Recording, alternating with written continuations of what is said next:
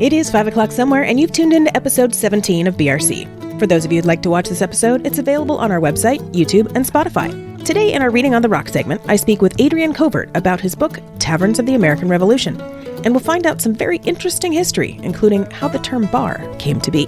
Then later in the show, we'll see what's new in the market. Stay with us.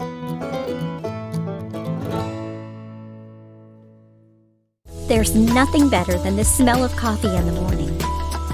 What if you could enjoy a coffee subscription of fresh, roasted specialty coffee while making a difference in the lives of the farmers that grow it? What if you also had access to a virtual coffee community of other coffee lovers and the coffee farmer and roaster?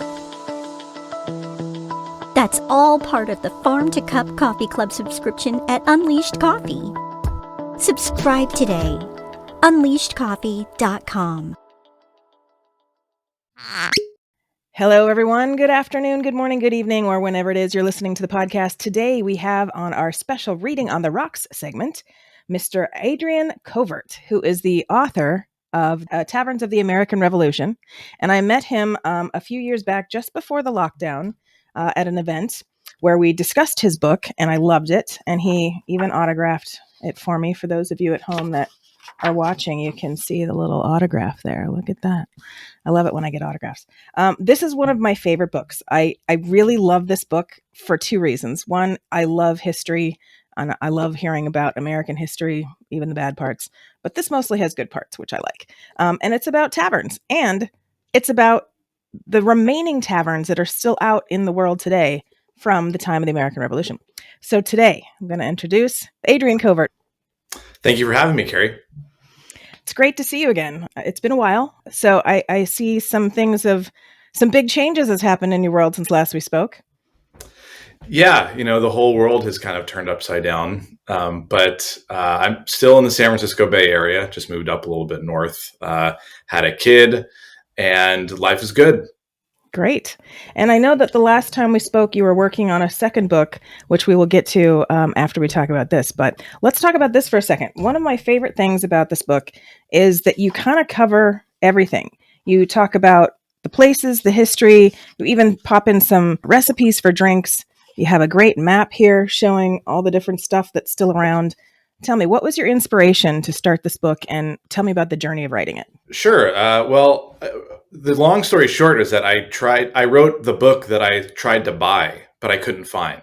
I was at an old bar in San Francisco years ago, and the Little Shamrock on Fulton Street in the Inner Sunset. It's a great old Irish pub, and I was getting into an argument or debate discussion about what the oldest bar in San Francisco was. And there was a lot of uncertainty about it. Depends on, how you count the bars, etc. And so from that conversation, I went out and I figured out what the actual oldest bar in San Francisco was. But then I started asking, what's the oldest bar in California? What's the oldest bar in the United States? And so I started digging around, and I realized that there was surprisingly little written about old taverns from the colonial period in the United States, especially about the taverns that are still standing. What you tend to find are some good scholarship on the historic taverns. The Green Dragon in Boston, for example, that was really the headquarters of the Sons of Liberty and had an outsized role in the revolution. But that tavern doesn't exist anymore. At least the original one doesn't exist anymore. Right. So I really wanted a road trip guide to take me through the colonies to all the oldest pubs that are still standing. And it just didn't exist. So with this project, I set out to create a guidebook, a traveler's guide, really, to the all of the surviving pre-1800 taverns that are still standing on the East Coast in the original 13 colonies. That's awesome. And how many did you find that were still standing? That's a really good question. So there are about 300 or so that are still standing. About half of those are private residencies. So I don't include the address of those in the books. I don't want people getting, emailing me about why I listed their garage in my book. So, but I did list all of the buildings that are still used for public purposes, of which there are 171 taverns, pre-1800 taverns, that are still functioning in the United States. About half of them are bed and breakfasts. About 35% are pubs or restaurants or bars. And then the rest are typically living history museums. So they're kind of set up with old period furniture, and you pay a couple dollars and you walk around and see what life was like. And then there's like a couple random ones. Like there's one that's a Starbucks and there's one that's a yoga studio. A Starbucks. That's terrible. As I drink my coffee. That's terrible. So out of all the ones you visited, which one was your favorite, and which one did you find was the most was probably the most like it was back in the day? That is a really good question. So it's kind of like asking me to pick my favorite child, because I have a special relationship with all of the 21 that I took photos of for the book. I didn't visit all of the 171. I picked the 21 most historically significant, in my opinion, and best preserved. So of those, I think the one that's best preserved, or maybe I'll start with my favorite. My favorite is the White Horse, and that's in the White Horse Tavern. That's in Newport, Rhode Island.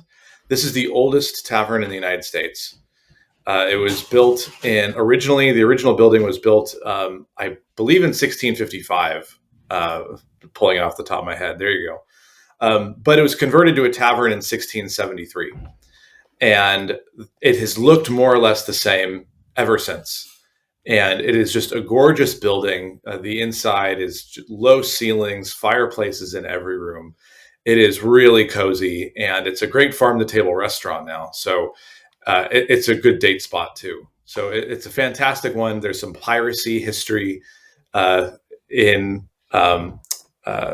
Newport involving this tavern. So I'm a big fan of it. As far as the best preserved tavern goes, there are a couple that are in the runnings for that distinction. I think the Old 76 House in Tappan, New York. Okay. That's a great one. That's about 45 minutes north of the city. That one was established in 1755, and it had some big history that occurred there. The hanging, the trial and the hanging of Benedict Arnold, or excuse me, not Benedict Arnold.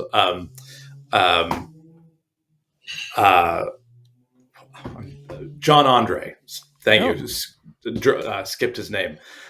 Basically, Benedict Arnold's co-conspirator in the British Army was a spy named John Andre, and he was captured near the old 76 house in Tappan, New York. And he was jailed at the tavern for a few days while the trial continued. Washington was there. Alexander Hamilton was there. Big names from the American Revolution were all involved and went into and visited this tavern. And the building is essentially the same as it was at the time. At one point in the late 1800s, the roof caved in. So it's definitely had some work on it. But when you walk in, you are stepping into a space that has fundamentally remained unchanged since some major events of the revolution happened. So that's a good one too. That's really cool. That would be really fun to walk in that one. So how long did it take you to do this book? How long was the project? It took me only about a year to do. And I got to thank the National Archives, the University of Pennsylvania, University of Massachusetts, Mount Vernon. All of these institutions have the Founding Fathers' records all completely digitized. So you can look up Washington's letters and word search for rum and see what he had to say about it.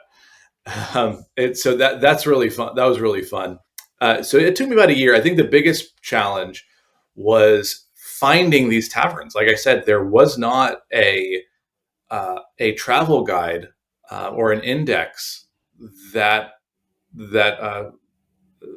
spelled out where all these were. So there was a book that I found written in the 1920s by an author named Elise Lathrop, Early American Inns and Taverns. And she had, it was just a book on early states, including the original 13 colonies and also some of the Midwestern states that joined the Union shortly after that, in the Ohio River Valley especially.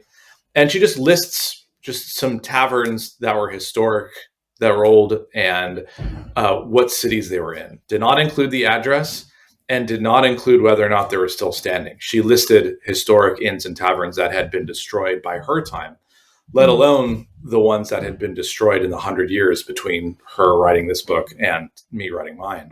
Right. So, and her book had about 1,000 different taverns in it. So I started there, and I digitized that list. And then, I went to the old, towns. Typically, if you Google Earth some city, you can find, the old part of town, and then just do a street view. And if I find something that's suspicious, then I can do a local or a deeper dive with the local historical society and try to tease it out. So that was how I did it. It was about a year of hunting. That's really cool. And then how long were you on the road when you went to go check out the 21 that you picked? It was 2 weeks in total. Felt like a year when you're drinking your way through 24 bars. It was awesome. It was a great experience. And the things that make me happiest probably after writing this book is that every now and then I get an email or like a tag on Twitter or something from someone in colonial garb doing the road trip, and they got my book in hand. It just really warms my day. Oh, that's great. That's great. So when you went to these places and met the people that worked there, were there some that were like totally into the history of their place, and then was there some people that were like, wait, this did what? This was around since when? Great question. So virtually all of the taverns that I saw were aware, but some play it up and others don't. And I think almost all of them play it up. The one tavern that treats it most interestingly, in my opinion, is the Mill Street Hotel and Tavern in Mount Holly, New Jersey. Okay. This place is really fascinating. This is an old one. This one was built in 1723, one of the oldest in the United States. And you would drive past it today, and you probably wouldn't think twice about it.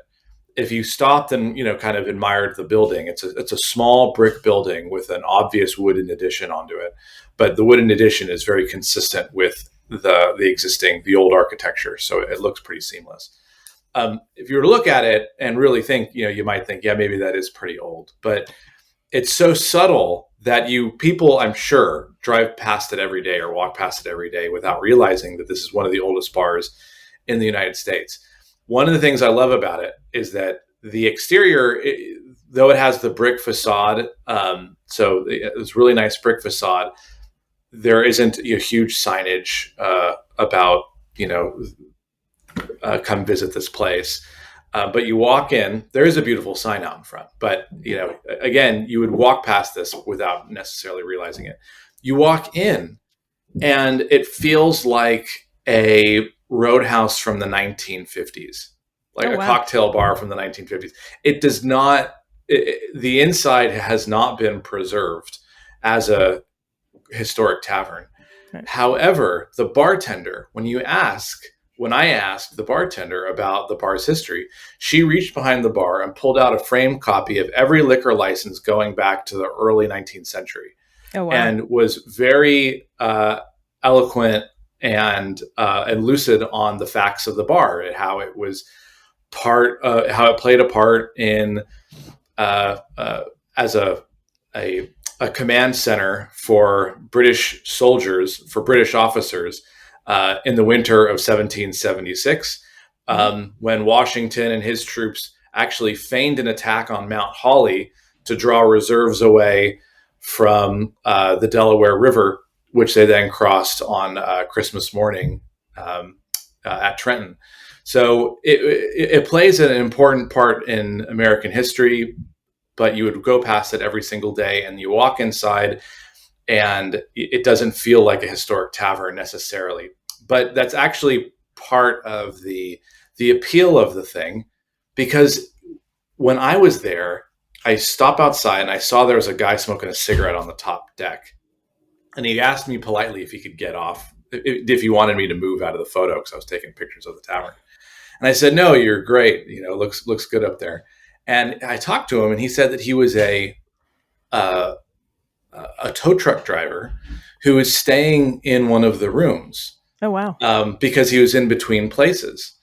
And then that's when it occurred to me that this tavern has essentially been providing the same social and economic function this entire time. Wow. Since 1723, whereas most taverns have been renovated into fine dining establishments, something they were not, most of them were not when they first opened. They were really more like boarding houses with, some cafeteria in them, really, right, that served alcohol. Most of them were like that. And this one still is. It's essentially the same, serving the same function. So that was pretty cool. So tell me about the rooms. Did you get to go see any of the bedrooms upstairs? And I'm assuming they probably had like one central bathroom, like a dorm, where not bathrooms in each room. I didn't visit the rooms at this hotel, at the Mill Street Hotel and Tavern, the one we were just talking about. That one had medium-term rentals, so people who were kind of in between jobs or in between places. I did stay at a number of the hotels, at the taverns that have been converted into more proper hotels, like the Griswold Inn in Essex, Connecticut, opened in 1776. This place has been renovated into a fantastic and lovely boutique hotel. There are restrooms, there are toilets and bathrooms inside each of the rooms, which there definitely were not at the time. So there are in general, taverns today are much more comfortable than they would have been in the 1700s. In fact, I was really shocked when writing this book at just the amount of writing that survives from that period, describing how terrible conditions at American taverns were. Wow. The food was rancid. The alcohol was bad. They were full of fleas and lice, and you had to share a bed. No matter who you were, George Washington could crawl into bed next to you. These were essentially dormitories or hostels. This was a place. The United States at the time was a land-rich, cash-poor country, and so it was rustic. And the accommodations are much nicer today. Well, that's good. That's good. I know I went to an old tavern in Oregon when I was shooting something a few years back, and there was a bar at the bottom floor, and then the top floor was all rooms. The rooms were all nice. It was all very, original floor and all that.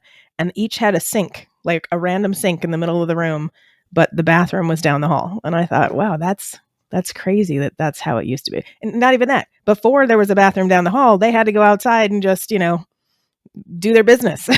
So that's crazy. Thinking about or they would have to do their business inside. At early colonial taverns, there would have been a chamber pot in the chamber. So you would have been in the room with other people, and you drop your skivvies and take care of business in a pot there. I mean, it is a level of intimacy that is beyond most of our imaginations today. Yeah. Oh.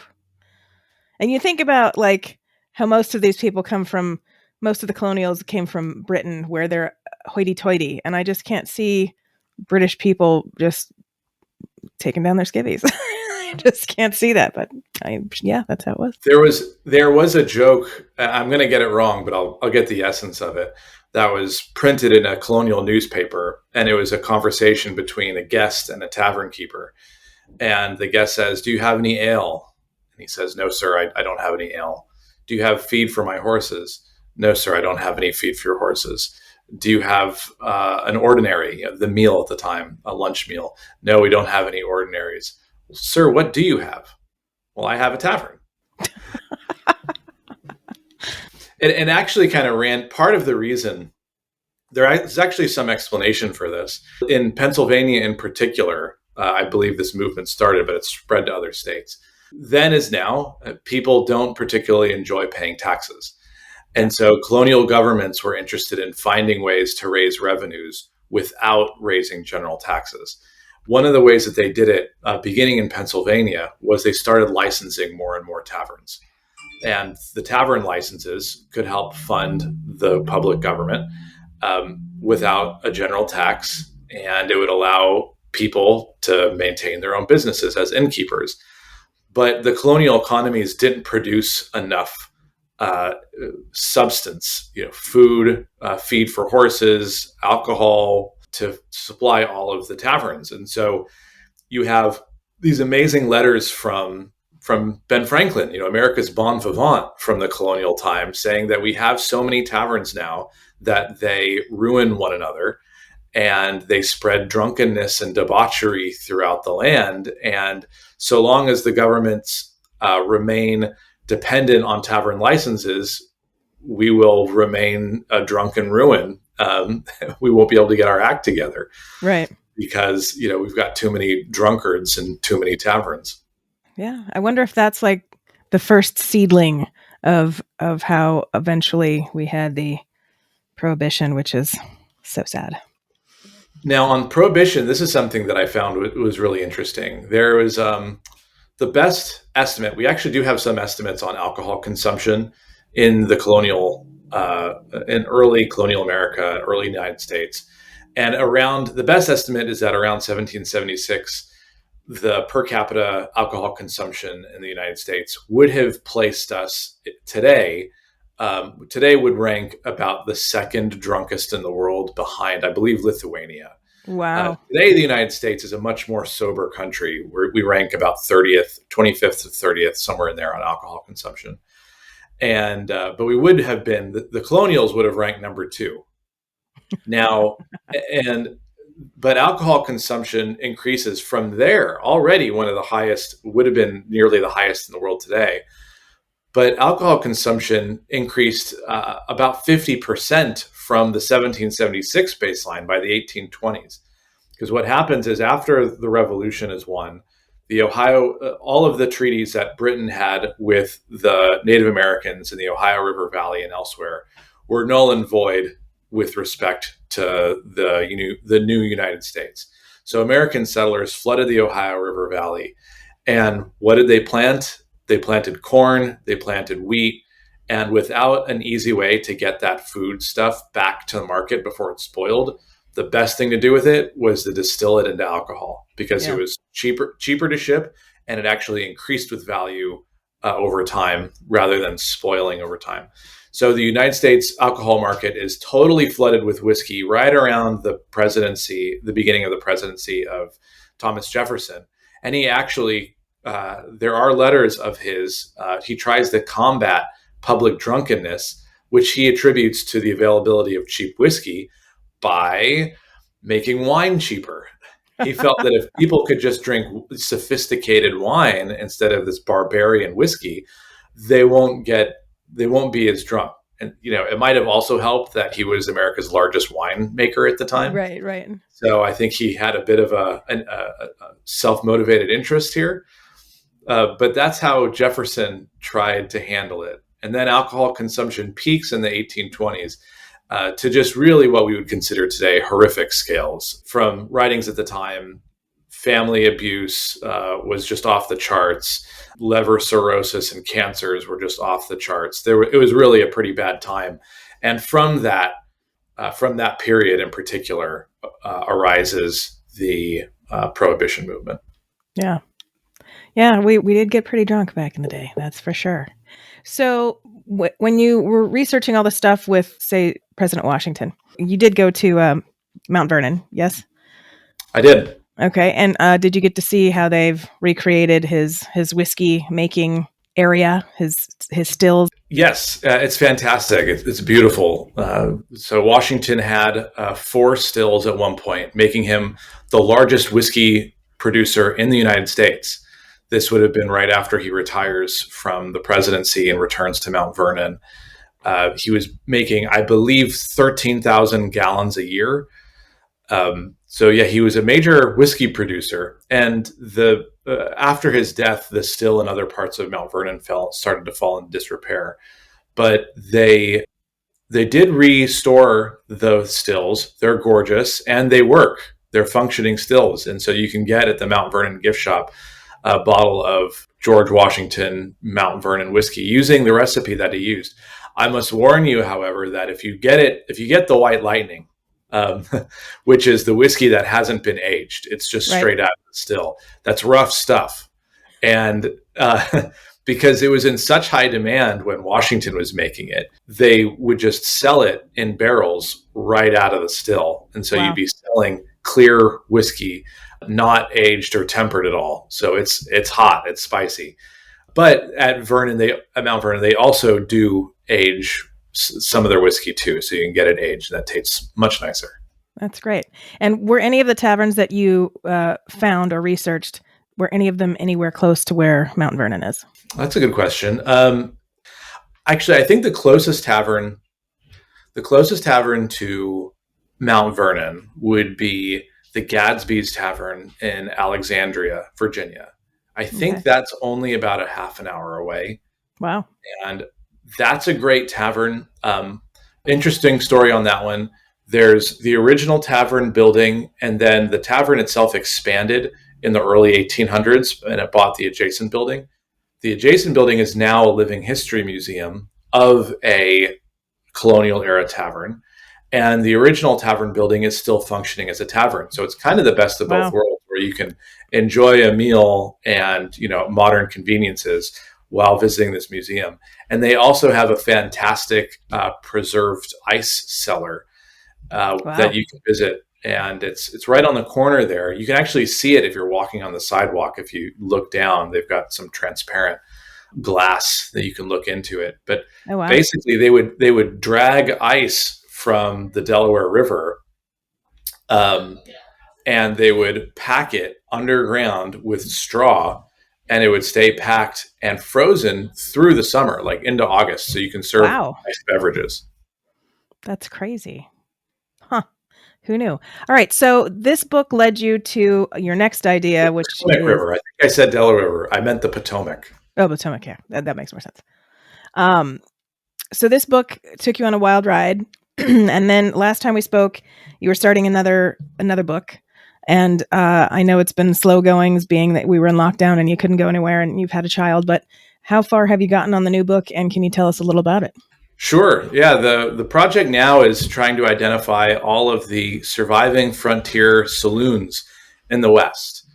And I've identified, I believe, all of them. There's about 65, 70, which is fascinating, I thought, because this is 100 years after the colonial period ends in a much larger expanse of land than the original 13 colonies. And there are much fewer bars from the era that still survive today. I tried to come up with a couple explanations for it.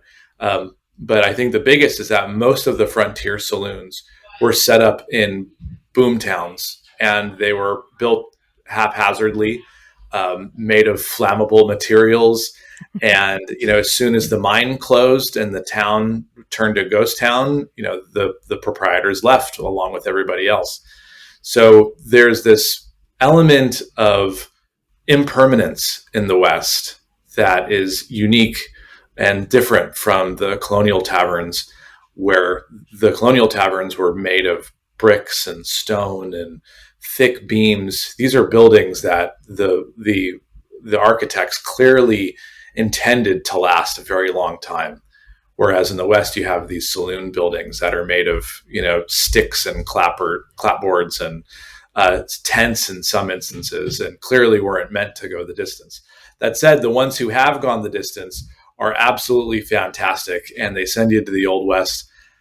And they have, where I'm at today is that I've visited and photographed all of the surviving frontier saloons in California. Oh, wow. And in California and in Washington. I think there's one more I need to do in Oregon. And then there are a whole bunch in Colorado, Montana, a couple in Utah even. I've done all the ones in Nevada too. And New Mexico and Arizona I still got to do. So yeah, the COVID and having a kid kind of pump the brakes on it. I've been thinking about maybe I can put out the book just on California, because the largest concentration of surviving saloons in the West are in California and take to the gold rush and the years following the California gold rush. So there could be something there too. Cool. Well, you'll have to let me know when any version of the book is available, and we'll have you back to talk on the rest of the findings that you come across. And it's been a pleasure having you today. And I hope everybody runs out and gets this book. It's really fascinating. Oh, you know what? I wanted to ask you before we go. How did you find these drink recipes that you put in here? Great question. So some of them, that's the flip. Yes, the flip. The flip is a hilariously gross beverage. Yeah, it is. It's gross. It is absolutely disgusting. But if you really want that historic authenticity, I feel like you got to try it. It's a drink made with egg and hot ale and cream and rum and molasses, and you shake it up and you froth it up, and you throw it back. And it speaks to the era, this kind of antiquated era of cocktails where drinks and alcoholic beverages were really seen as a calorie supplement and a meal supplement. So these big kind of mealy drinks, you can make it. And I every winter, every Christmas season, I just kind of put myself through it and I make one. But I make it with eggnog. And so the eggnog is helpful in that it combines egg and cream without you having to worry about salmonella. So right. So I just use eggnog and substitute that for the egg and the cream, which I recommend. I provide that substitute recipe in the book. So I found that recipe in actual colonial and tavern menus for how they made flip. The other, several other drinks, I believe the syllabub also has period era recipes were also around. Almost all of the recipes, in fact, are recipes that I found in period literature from menus at the time. There was one, the cocktail from Longfellow's Wayside Inn. That was they're going to kill me because I don't remember the name of the cocktail because it's been a few years. But the Longfellow's Wayside Inn has a cocktail that they claim to be the oldest in the United States. It is a rum cocktail, not surprisingly, but I recommend folks try that. It is delicious. And if you are in the Massachusetts area, Longfellow's Wayside Inn is one of the best taverns already. And they have a beautiful bar, amazing event space, beautiful grounds, and this historic cocktail, which they've really kind of perfected. That's awesome. Well, Adrian, thanks again for being on the show today. And then please do contact us when you are ready to put out the next book. It's all very fascinating. I love it. Thank you so much for being here. Thank you for having me, Carrie. To learn more about Adrian's book, visit barrelroomchronicles.com and click on this episode's show page for complete show notes and a link to buy the book. We'll be right back.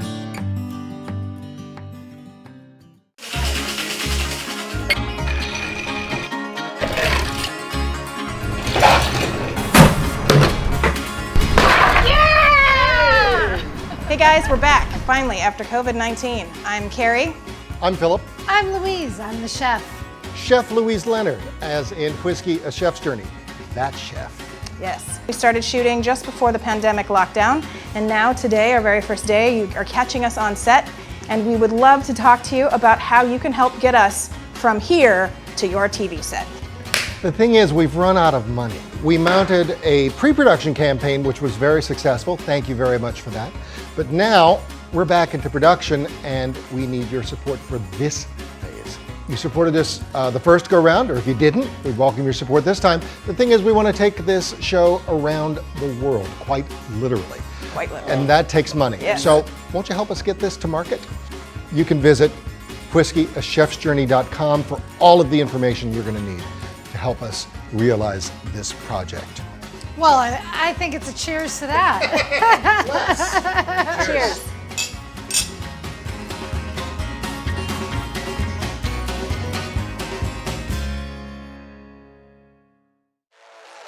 Last year, the collaboration between George Dickel and the Leopold brothers brought whiskey fans a one-of-a-kind, historically inspired blend. Following the success of this inaugural release, the two distilleries have announced the return of the George Dickel and Leopold Brothers collaboration blend. Just in time for the holidays, consumers can find the George Dickel and Leopold Brothers collaboration blend in select markets across the U.S. starting now for a suggested retail price of $109.99. The makers of the award-winning Uncle Nearest premium whiskey portfolio are launching not one, not two, but 3 new whiskeys by the end of the year, starting with the release of Uncle Nearest's Straight Rye, its second rye expression.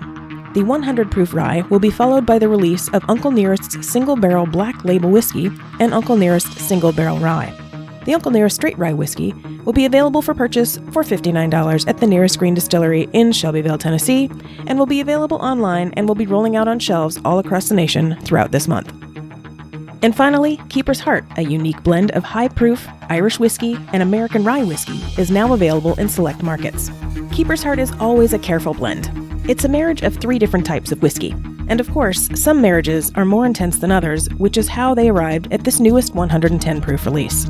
For more information on these new releases and links on where you can find them, visit our website for this episode's show notes.